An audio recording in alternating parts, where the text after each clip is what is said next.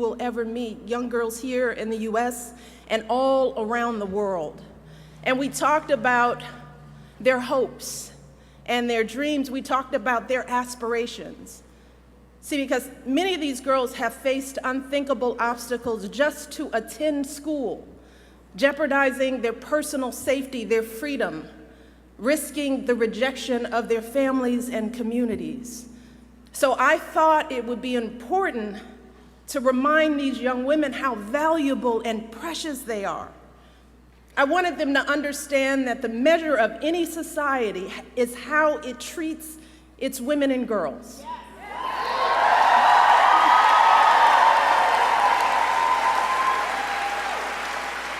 And I told them that they deserve to be treated with dignity and respect. And I told them that they should disregard anyone who demeans or devalues them, and that they should make their voices heard in the world. And I walked away feeling so inspired, just like I'm inspired by all the young people here.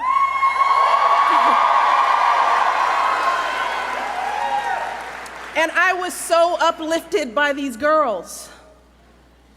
That was Tuesday. And now here I am, out on the campaign trail in an election where we have consistently been hearing hurtful, hateful language about women. Language that has been painful for so many of us, not just as women, but as parents trying to protect our children and raise them to be caring, respectful adults. And as citizens who think that our nation's leaders should meet basic standards of human decency.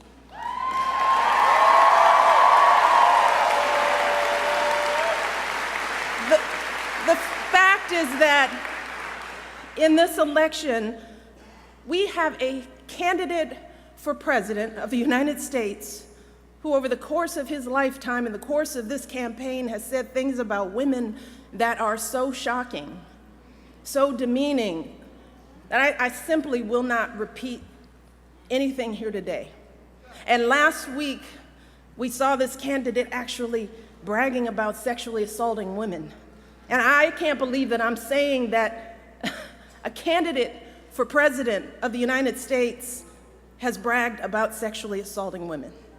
And I have to tell you that I can't stop thinking about this. It has shaken me to my core in a way that I couldn't have predicted. So while I'd love nothing more than to pretend like this isn't happening and to come out here and do my normal campaign speech, it would be dishonest and disingenuous to me to just move on to the next thing like this was all just a bad dream. This is not something that we can ignore. It's not something we can just sweep under the rug as just another disturbing footnote in a sad election season. Because this was not just a lewd conversation. This wasn't just locker room banter. This was a powerful individual speaking freely and openly about sexually predatory behavior and actually bragging about kissing and groping women, using language so obscene that many of us were worried about our children hearing it when we turn on the TV. And to make matters worse, it now seems very clear that this isn't an isolated incident. It's one of countless examples of how he has treated women his whole life. And I have to tell you that I listen to all of this, and I feel it so personally. And I'm sure that many of you do too, particularly the women. The shameful comments about our bodies, the disrespect of our ambitions and intellect, the belief that you can do anything you want to a woman. It is cruel. It's frightening. And the truth is, it hurts. It hurts. It's like that sick, sinking feeling you get when you're walking down the street, minding your own business, and some guy yells out vulgar words about your body. Or when you see that guy at work that stands just a little too close, stares a little too long, and makes you feel uncomfortable in your own skin.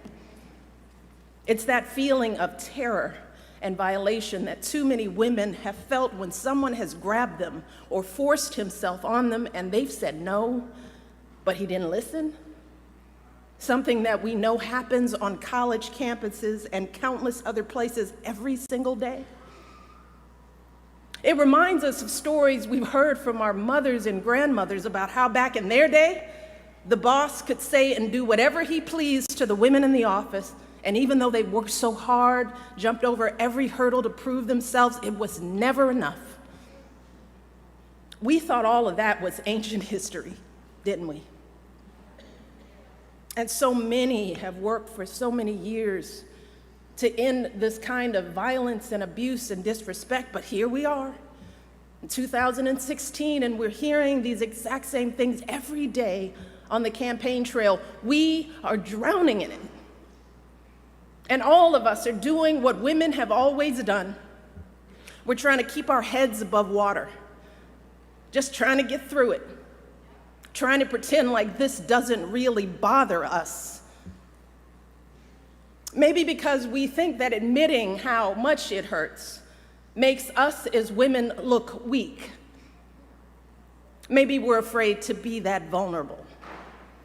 Maybe we've grown accustomed to swallowing these emotions and staying quiet because we've seen that people often won't take our word over his.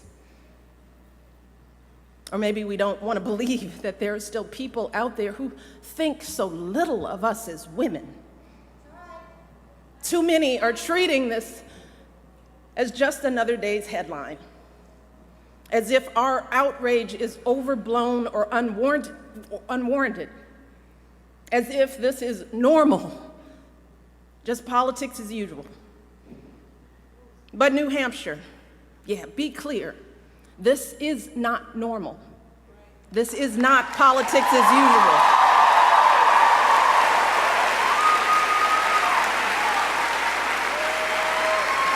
This is disgraceful. It is intolerable. And it doesn't matter what party you belong to, Democrat, Republican, Independent, no woman deserves to be treated this way. None of us deserves this kind of abuse.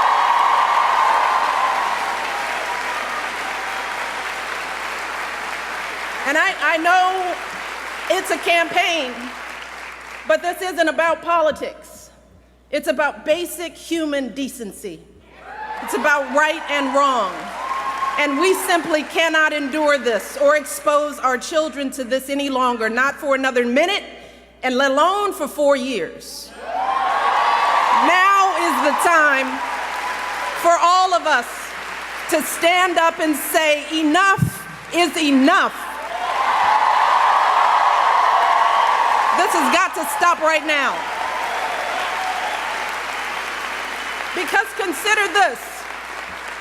If all of this is painful to us as grown women, what do you think this is doing to our children? What messages are our little girls hearing about who they should look like, how they should act? What lessons are they learning about their value as professionals, as human beings, about their dreams and aspirations? And how is this affecting men and boys in this country? Because I can tell you that the men in my life do not talk about women like this, and I know that my family is not unusual.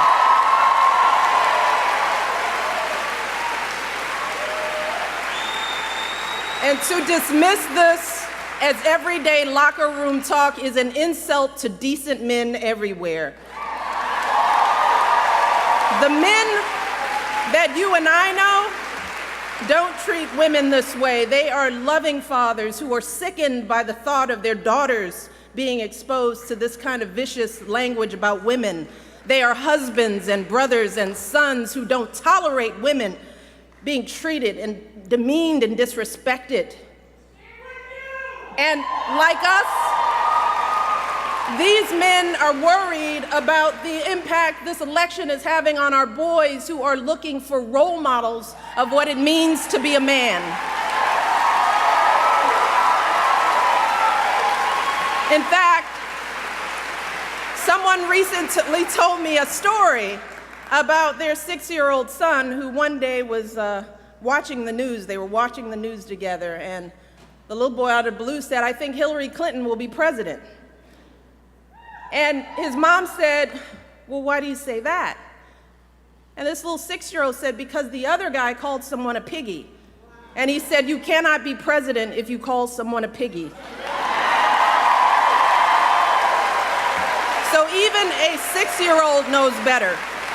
A 6-year-old knows that this is not how adults behave. This is not how decent human beings behave. And this is certainly not how someone who wants to be president of the United States behaves. Because let's be very clear, strong men, men who are truly role models, don't need to put down women to make themselves feel powerful. People who are truly strong lift others up. People who are truly powerful bring others together. And that is what we need in our next president. We need someone who is a uniting force in this country. We need someone who will heal the wounds that divide us. Someone who truly cares about us and our children. Someone with strength and compassion to lead this country forward. And let me tell you, I'm here today because I believe with all of my heart that Hillary Clinton will be that president.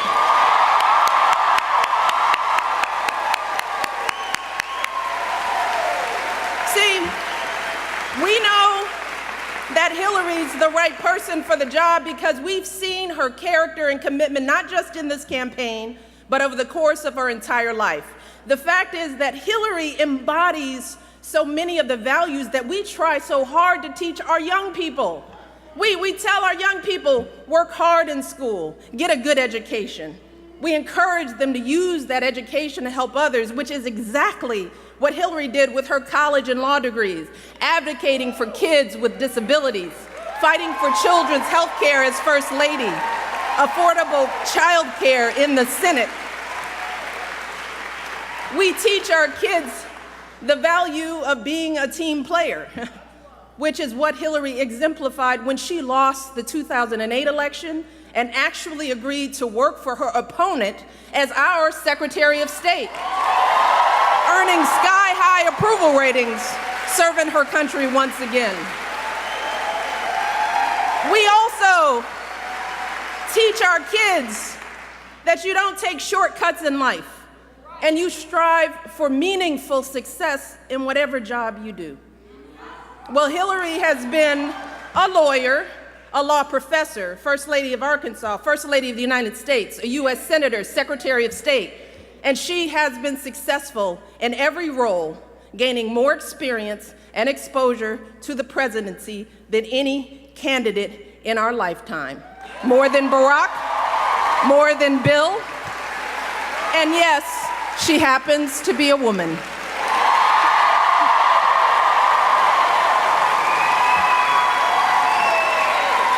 And finally, we teach our kids that when you hit challenges in life, you don't give up, you stick with it. Well, during her 4 years as Secretary of State alone, Hillary's faced her share of challenges.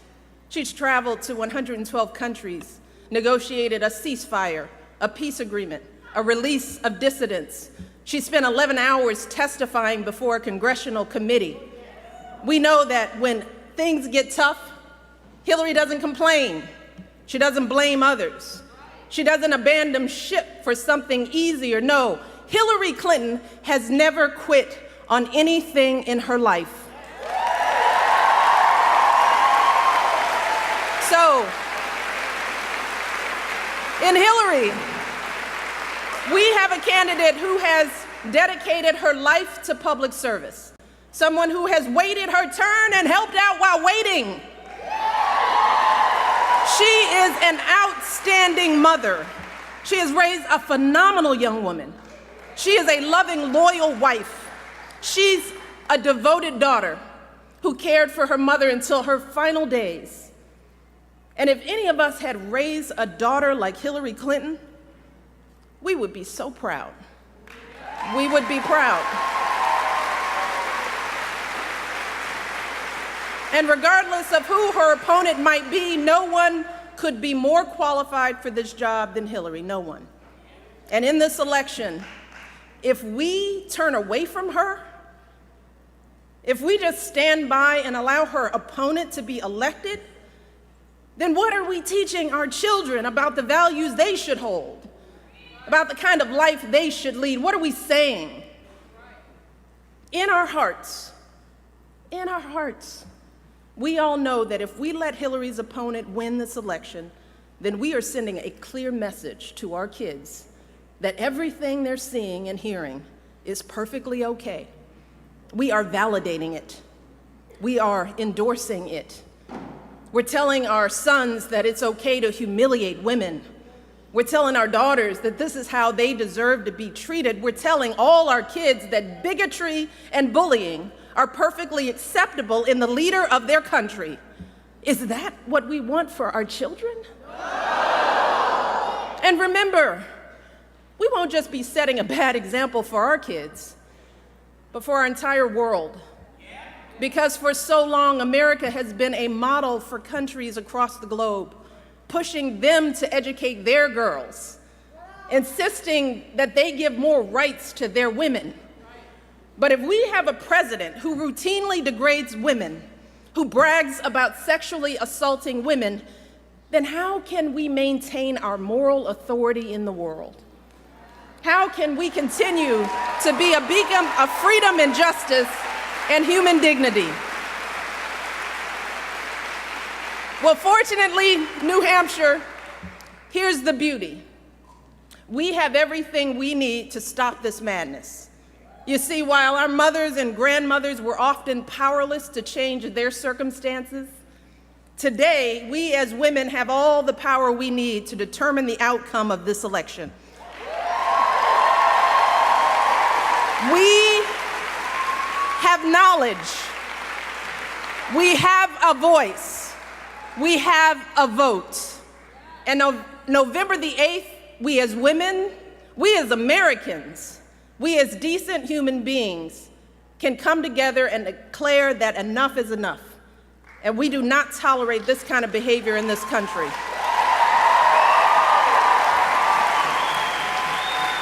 Remember this.